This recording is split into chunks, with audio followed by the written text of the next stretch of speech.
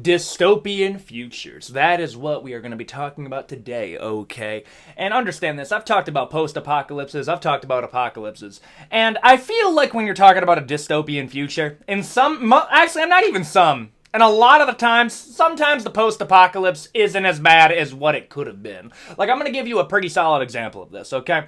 I would much rather live in the Dying Light verse than the Cyberpunk 2077 universe.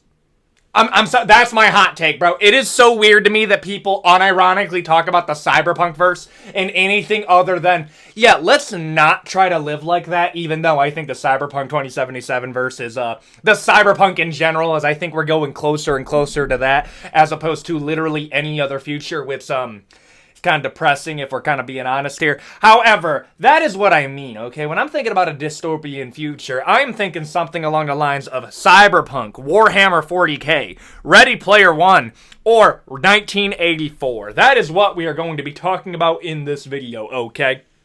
I'm going through the entirety of fiction, taking out some dystopian futures, and I'm going to be ranking them on just how much I would actually like to live there. Because some of these I would do. Some of these don't seem too bad. Other ones seem way, way worse than others. You'll realize that when we get through the video. And if you enjoy this video, consider like, comment, and subscribe. We're trying to get to 250,000 subscribers before the end of the year. Actually, wait, no, 300,000 subscribers before the end of the year is the goal. And 500,000 before the release of GTA 6, okay? And if you want to help me achieve that goal, all you gotta do is hit the bell icon to stay notified, hit the subscribe button. And you know what, bro? Let's get into dystopian futures. Let's go. Mad Max. I understand Mad Max is like, oh, well, technically. No. Let me explain to you why I absolutely hate Mad Max. I think Mad Max, is probably the dumbest, not just apocalypse, but, iteration of a post-apocalypse I have ever seen. Yeah, no, things kind of look cool. It's like, oh my goodness, yeah, that's dope, that's dope. And we don't remember why the world all went to crap. We don't remember any of that. With first off, BS. Brother, Mad Max was in his 20s when society was still operating. Okay? No. People still remember what life was like before everything went all Mad Max. So it's actually not even a full lifetime ago. There are still people alive in that. But whenever you see an old person inside of a Mad Max movie, that guy lived a normal life. I'm not even kidding you. Mad Max, so 60 years old, you would be able, the Mad Max verse, apocalypse, future, and I call it dystopian future because technically it's in the future, is all happening in 40 years since bro, it's 2040 at latest, 2030 probably more likely. And then it's oh, well, they don't remember why the world went to crap. No. They remember why the world went to crap, but they don't bring it up because of how dumb it is. No. I want you to do a wild guess. Why do you think the Mad Max universe is the way that it is? Everybody's driving these super motorized death machines. It's all this, it's all that. Everyone's wearing basically leather gear in the hottest climate you could possibly be in. There's no water, there's no nothing. What do you think was the apocalypse that got them to this point? They ran out of crude oil. Yeah. No. Don't think about it too much. The fact that we ran out of crude oil and the number one thing in the Mad Max universe is everybody driving a car. Yeah, don't think about it too much because then it doesn't make sense at all. And be well, maybe they ran out of water, though. Everybody's talking about, moisture. They need the moisture farms. They need why did that happen? Brother, Mad Max takes place in the Australian outback. There's already no water there. Doesn't that make way more sense now? You're oh, wait a minute. Wait, yeah, that actually explains why there wouldn't be any water because it's all happening in the outback, which is considered one of the most uninhabitable places on Earth, that even people in Australia don't really want to go into the outback. Brother, the entirety of Australia, all of the livable parts are all along the outer rim, okay? It's all the coast. The outback, the majority of that landmass, a landmass bigger than Texas, yeah, completely and utterly unlivable. And they're where's all the water? Brother, the water was never there! The water was literally never there! What are we talking about, bro? Go find the water! The oceans itself didn't dry up. Well, actually, you see the problem I have with the dystopia of Mad Max? Because the reasoning for why the world doesn't make any sense, because if you look at it through the lens of, wait, so that was the thing that caused this future to occur, Why is everybody driving a car then if we ran out of crude oil? Don't think about it too much. Don't think about it. Don't think about it at all. Brother, well, nobody remembers why the world went there. No, most of them do. They just don't bring it up because of how dumb it is. Oh, well, I mean, like, that's kind of crazy. It's like, no, yeah. It actually breaks your mind being like, wait a minute. Over the course of that many years, they restructured all of society. They all have these legends that, like, everybody has. Like, there's whole mythologies and histories that, like, seemingly are, like, hundreds of years old. But, like, society operating normally was literally 40 years ago. Yup, don't think about it too much. I despise the Mad Max verse is really what I'm trying to say here. I despise it. Would I live in it? It's very bad. Is it the worst? No. It's just Australia. It really is, bro. It's like, if you don't want to live in the Mad Max verse, you just don't want to live in the Outback. I'm putting it in very bad. Cyberpunk. Bro, this is what I mean. The Cyberpunk verse is unironically probably the universe that we're gonna get, but without all the major augmentations. I'm just gonna keep it real here. I've said this a couple times. I'm gonna say it one more time for the people that didn't hear it. I was watching Edge Runners, and there was a point in that series that legitimately, like, it hit me, but not when I was watching it. And it was when you find out how David's mom died, and the way that David's mom passed was she had the lowest tier subscription service for healthcare, and instead of giving her life-saving care, they opted for being like, nah, bro, that's too expensive, and they just didn't do it. And that hit me, not in the moment, because I just thought that that's how it worked. I'm not kidding you. Like, being an American, that's literally what it feels like. Like, healthcare is this close from becoming a subscription service, to the point that it, like, I thought that that's just how it was. That's literally what it feels like, okay? When you're looking at the Cyberpunk verse, you're looking at corporations literally run everything. I really hope nothing like that is not happening right now, like, at all. I really hope that's not a thing that could happen. Wow, yeah, that's crazy, man. I mean, fiction's really that's a wild thing to say. Corporations run everything to the point that even conflicts, it's not even between nations anymore, it's between corporations for resources to trim down on their bottom line. Chiquita Banana, anybody? That sounds pretty familiar to me. To the point that they've been able to adopt private military groups, and then they go at each other. So corporations run every single facet of society, and they make everyday life worse and worse to sell you a product that you didn't need until the corporations fucked it up. Like, here's an example. Hey, yo, here's an augmentation for you to breathe air without coughing because of all of the pollution. Why is there pollution? Oh, because we cause pollution to make the mask.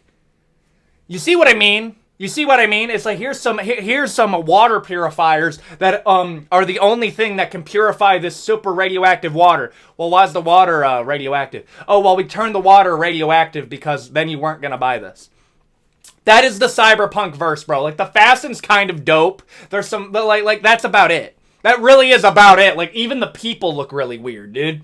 Like, oh yeah, bro, we got that metal on the face. It looks dumb. It really does kind of look dumb, but I get it, bro. I might be a boomer in the Cyberpunk verse.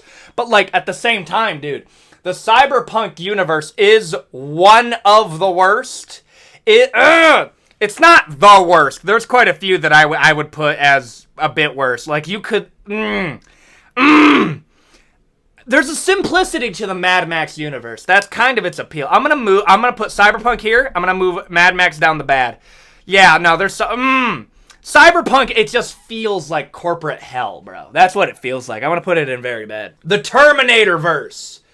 Dystopian future. Okay, humanity gets wiped out by Skynet because an AI gets access to basically sentience, and the first thing that it does is wipe out the entirety of humanity. Logically so. And then I got something wrong, and it was, I said that the Terminators creating time travel is pretty dumb considering that they were winning against the humans. And then somebody said, no, the Terminators were losing, so as a last-ditch effort, they created a time machine to go back in time to go get rid of his descendants. And then, I don't know why, bro, that kind of got me thinking, how are the Terminators losing? Like, legitimately, how are they losing, though? Like, you decimated the entirety of humanity, and you couldn't create, like, a bio-agent to, like, get rid of the rest?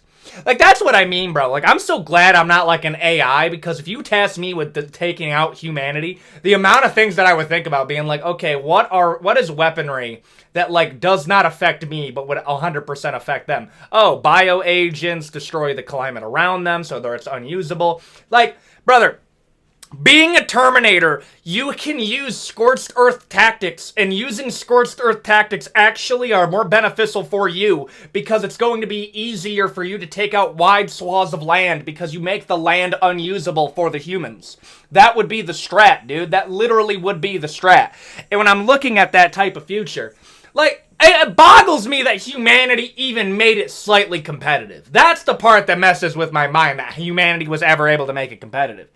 Now, I am going to say this 100%. The one thing to end, like, I'll say this. The only way that humanity will have world peace between all humans is if we were all came together against one specific threat, and I think it's either going to be robots or aliens. And we'll cover aliens in a second for Warhammer 40k, but I'm going to be real with you, dog. I'm looking at Terminator. That one's really bad. That one's really bad, bro. Like, I thought the Terminators were absolutely decimating us, but apparently we were winning, which is like, I still don't understand how that works, but I'm going to put it in very bad, dude. Warhammer 40k. Now, technically, you can cheat and say, okay, I want to be born during the technological dark ages. And here's the funny part. The technological dark ages, the dark age of technology is technically the best time to live unless you're living near the thinking machines. Because life was so good that the God Emperor had to shroud people's minds of how it was because people would want to live that type of way. Like, the God Emperor is like a tier 1 manipulator because he is not telling humanity of the technology that they left behind because it would make them go against him. Now, of course, he might be looking at it through like a point of view of like, well, I mean, technically, if you used all this technology, it would actually make life worse in the long run because that's how we got the thinking machine war. And then I'm kind of like, yeah, it didn't get much better after the Horus Heresy. We've been living in a constant state of conflict.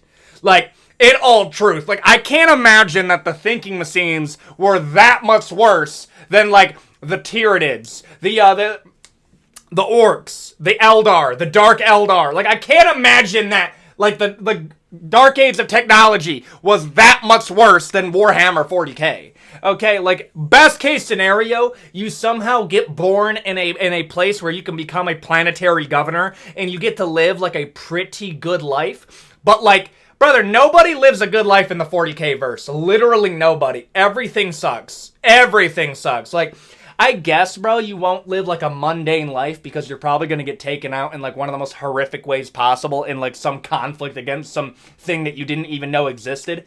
Or, I mean, like, you live on a planet, you're having a good time, and then the Black Templars come in, or you witnessed a Grey Knight, and the Grey Knight, like, even knowing of their existence implies that you're going to get got because now your entire planet has committed heresy and you're going to get exterminist, and then you're gone.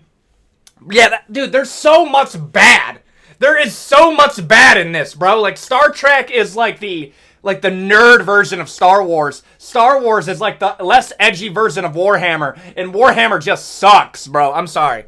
That one is, I'm going to put it in the worst, bro. I was like, I would be a space marine. No, you wouldn't. If you're saying you want to be a space marine, you probably wouldn't be a space marine. I'll be real with you. The Matrix. Can I just be real with you? Maybe I'm going to be like an NPC. Brother, I'm staying inside the simulation. That's way too much work. That's way too much work. And I have a few problems with the Matrix. I do. I don't like that, like, they took away a lot of the most interesting parts about the universe of the Matrix by revealing way too much. Like, I liked the idea that it was humanity who put themselves in the Matrix because they were recovering from a conflict. Like, this is what I thought it was. What I thought it was is that humanity had a conflict like a World War III. Okay? And that destroyed the entirety of humanity and only left like a certain amount of people alive. So humanity had to wait out like the nuclear fallout, and one of the ways that they were going to do it is they were going to get these robots, and we were like technologically super advanced, and they were going to have these AI robots basically do a Wall-E and clean up like what society was left over, and all of the humans are going to get put into a society, into a matrix or a simulation of what civilization is going to be to remind them of what that is. That way, there's going to be one day that they're going to wake up out of this simulation and they're going to understand what humanity was and then rebuild humanity to that image. And all of these robots are meant to contain humanity into these pods. and then when they're done with their containment, they're going to be let out and they're going to be able to like rebuild society. I don't like the thing that it was like, oh yeah, the robots and humanity went to conflict and it destroyed the entire world, and then the robots use humanity as batteries. That's so dumb. That's actually so dumb. Like, I think the Matrix is cool. I think that's one of them, like, I don't like that was revealed. I like the idea that, like, humanity is in the Matrix because they put themselves into the Matrix. And that can call back to, we constructed our own prison. Fuck. We constructed our own prison. And it was because we turned... Like, there's so many other cool ways that you could do that. Like, you could have that play on, like, Neo having the powers in the Matrix of him finally breaking out of it. Only to realize that the Matrix wasn't created as a cage for humanity. It was created as a paradise because we turned the world into hell. I think that's a way cooler way to take it, but what do I know, bro? I'm gonna put it in meh. Like, is it so far that it's not bad, but it really is kind of just meh, bro. I just live in the simulation. Ready Player One. This is another one, dog. The most unrealistic part of Ready Player One is that the entirety of that, like, world was not turned into an absolute goonerscape. That is the most unrealistic part to it, bro. Like, the closest thing that we have to a Ready Player One, people say, is Fortnite. No. The closest thing we have to a Ready Player One is Roblox. And Roblox is basically the gaming's equivalent of Gotham City. So I feel like Ready Player One's gamescape would be way worse. And, you know, we got... Oh, that's another thing, bro. I'm sorry. The moment I saw haptic feedback, and it's like, and it feels like you're really there, I was like, I know what this is used for. I know what this is used for. Let's not pretend we know what this is used for. Let's do it real here. Okay? So the idea that, like, the entirety of humanity willingly puts themselves into a matrix, which is automatically cooler than what the Matrix does, okay? Put themselves into this video game because it's better than the life around them. And it calls in the real question that, like, if humanity itself likes the make-believe world more than reality, at what point does the make-believe world become reality? At what point does your perception overrule what is around you because you don't want to perceive what is around you? I think that's a really cool idea that you can go into, but I will be real here, dog. Ready Player One, that would literally take over everything. Like that would be it. Like, hot takes only over here, bro. But, like, we know what Ready Player One is going to be turned into. We know how that's going to be used. We know the merch deals that are going to... But I'm sorry. I'm putting Ready Player One, honestly. Meh, it's not that bad. I'll just be real with you, dog. 1984 by Orwell. I'm going to be real with you, dog. It's... I listened to the Audible of it with Andrew Garfield doing a lot of the voice acting. And, like, I appreciate it. I do. I think it's pretty good. The only part where I do feel like it kind of annoys me is the Oh, here's another thing. Do you know how you know somebody's read 1984? It's because they don't shut the fuck up about, oh yeah, bro, it's like 1984. No, I'll be real here. We're moving, like, if I had to make a prediction over which one of these dystopias are the most likely, I would probably say Cyberpunk. I think we're much closer to it being like a corporation runs everything than it be like one governmental entity. Because the folly of tyranny is the folly of tyranny is that tyrants think they live forever. Like, that is the ironic part of it. Okay, like, the way to govern is to trick people into thinking that they're governing themselves. That is the trick, and that is the folly of 1984, because you know that this is really, it's like the moment you lose out on the slightest bit of power, people naturally want to govern themselves, or a few people want to govern themselves, and then you're having a battle of will because people want to be in control of their own destiny. I keep on bringing it back and it sounds deep, but it really isn't. The folly of tyranny is they think that they live forever because they believe that they themselves are above humanity. But in reality, if you're looking historically, I mean, Joseph Stalin, when he was on his, like, when he was going down, he went full, I'm going to destroy everything. I don't want this to outlive me because I am what the Soviet Union is. And I think when you're looking at that in 1984, it's an inevitability that it is going to collapse, and there's some cool stuff that they play with.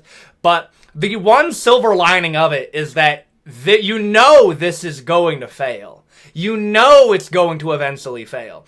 Tricking people into thinking that they're not governed or they're governing themselves is something that this inherently lacks because everybody knows that they're being governed. And there comes a point where people are going to resist, even if you built a utopia. That's how you get into like a utopia paradox. If you built the perfect society, everybody can eat, everybody has shelter, everybody has this, everybody has that.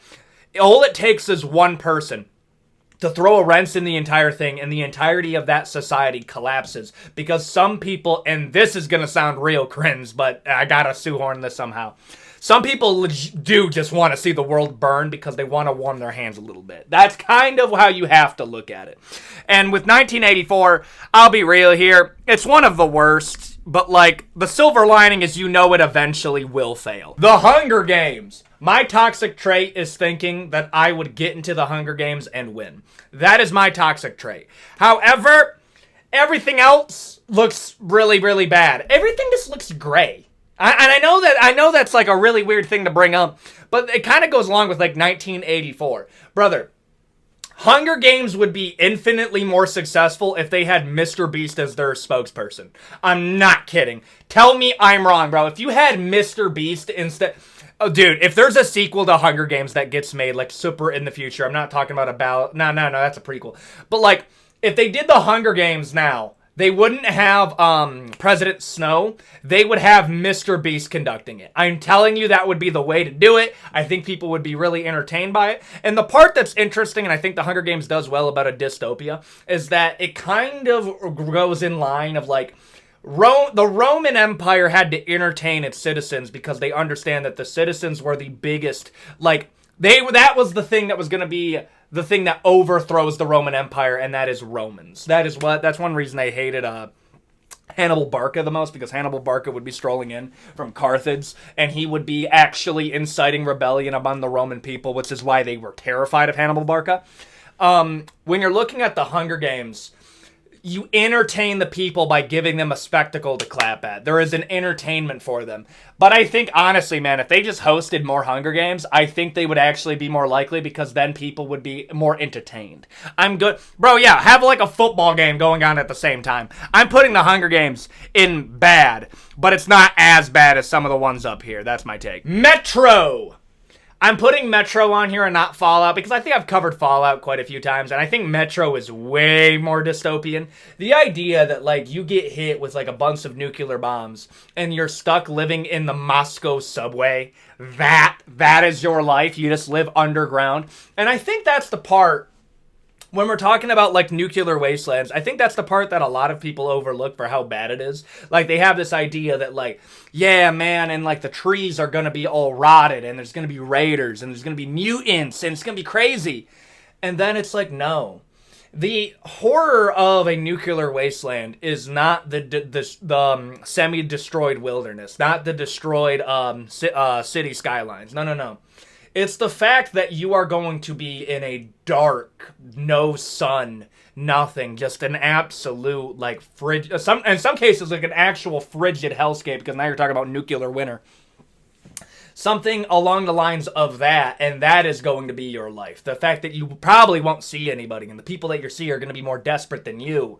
There will be no sun. You will live underground with nothing. Like, not seeing the sun is something that I think people kind of, like, overlook for how absolutely mentally damaging that would be. Imagine never seeing the sun. That would fuck with a lot of people. The disease would be absolutely rampant under there because now there's no vitamin D. Like, it would actually be a hellscape, dude. I'm putting Metro in very bad. All Tomorrows. Yup, we're doing All Tomorrows. This is 100% a dystopia that has to be brought up.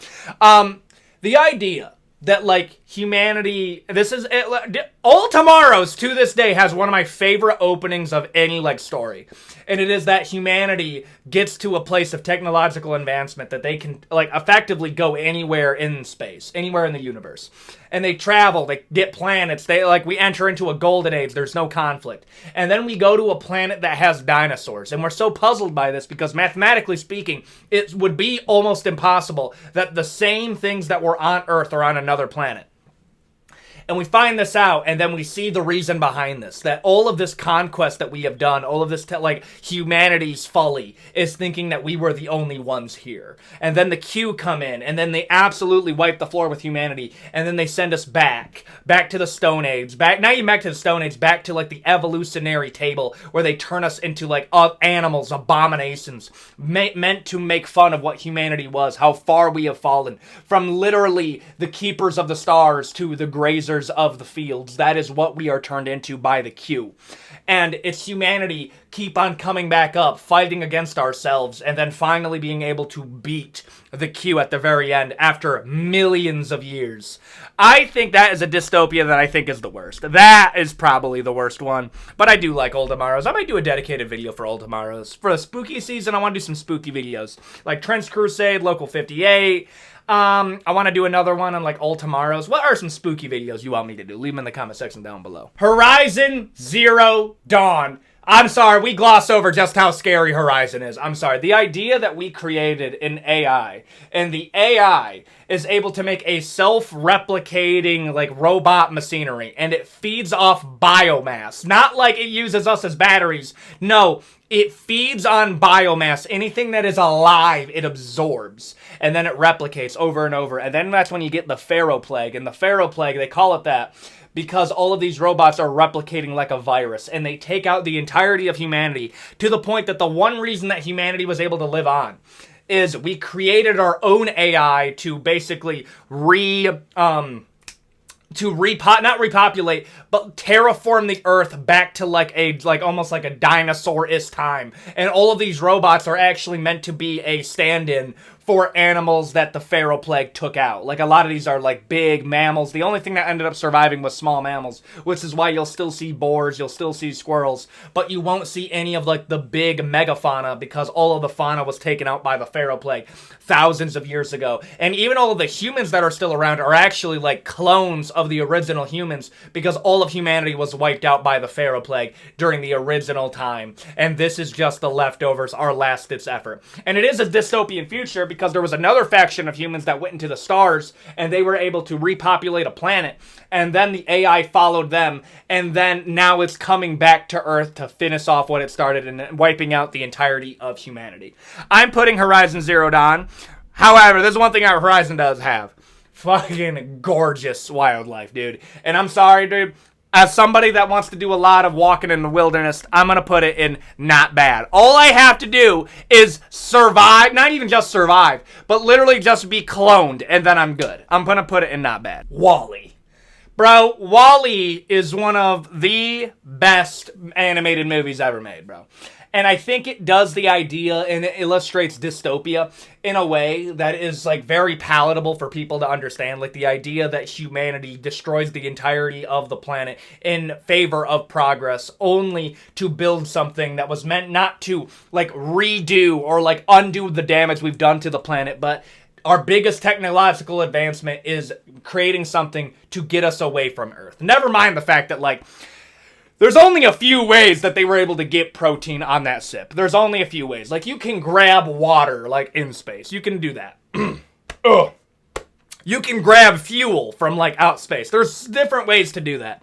The only way you're going to be able to grab meat is you got to do some recycling. And I think that's pretty dystopian. The idea that, like, humanity is so far away from Earth that we forgot what we left. We lost our humanity. We lost our origin.